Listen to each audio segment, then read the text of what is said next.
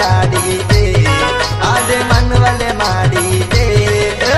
घुंगरू न गाडीते आदे मनवले माडीते रे रे ला रे ला रे रे ला रे ला रे रे ला रे ला रे रे ला रे ला रे रे ला रे रे ला रे ला रे रे ला रे रे ला रे रे ला रे रे ला रे ला रे रे ला रे रे ला।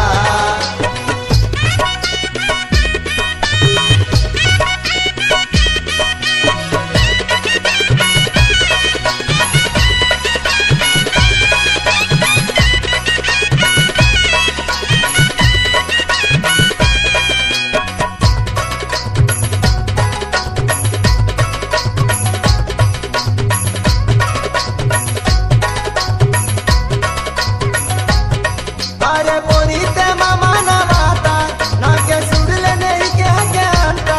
अरे पोरी ते मामा ना माता ना के सुडले नहीं के अंता बातो बगाने समझी गईंता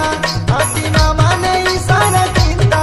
बातो बगाने समझी गईंता आती मामा ने इशारा किंता आजे मुसा मुसा कवलाता तुमका भाटो गनी किंता आदे मुसा मुसा कवलाता तुमका भाटो गनी किंता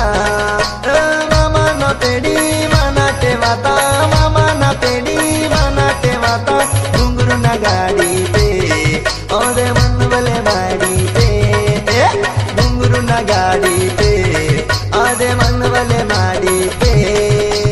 रे रे ला रे ला रे रे ला रे ला रे रे ला रे ला रे रे ला रे ला रे रे ला रे रे ला रे ला रे रे ला रे रे ला रे रे ला रे रे ला रे ला रे रे ला रे रे ला।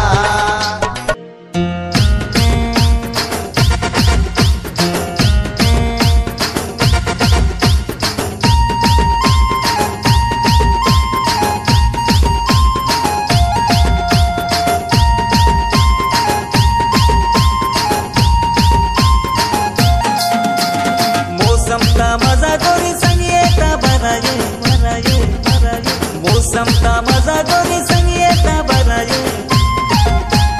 मैं तेरा तू मेरी माँ वाइद जोड़िए मैं तेरा तू मेरी माँ वाइद जोड़िए ओ संगो ना संगो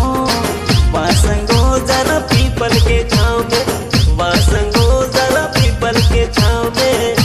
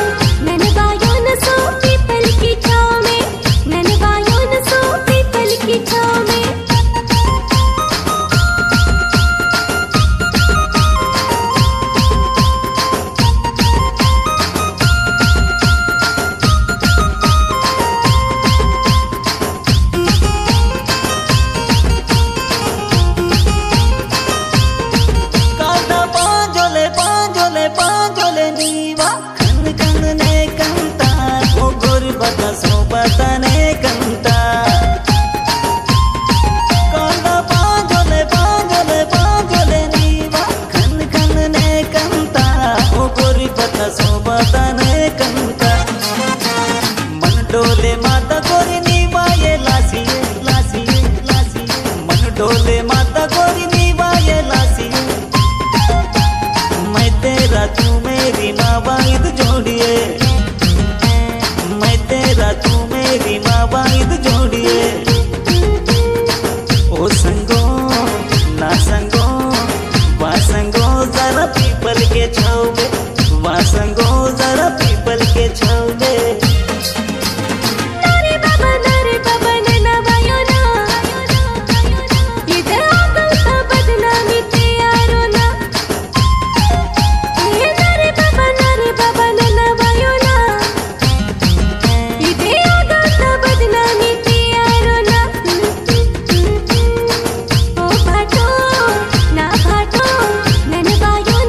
पीपल की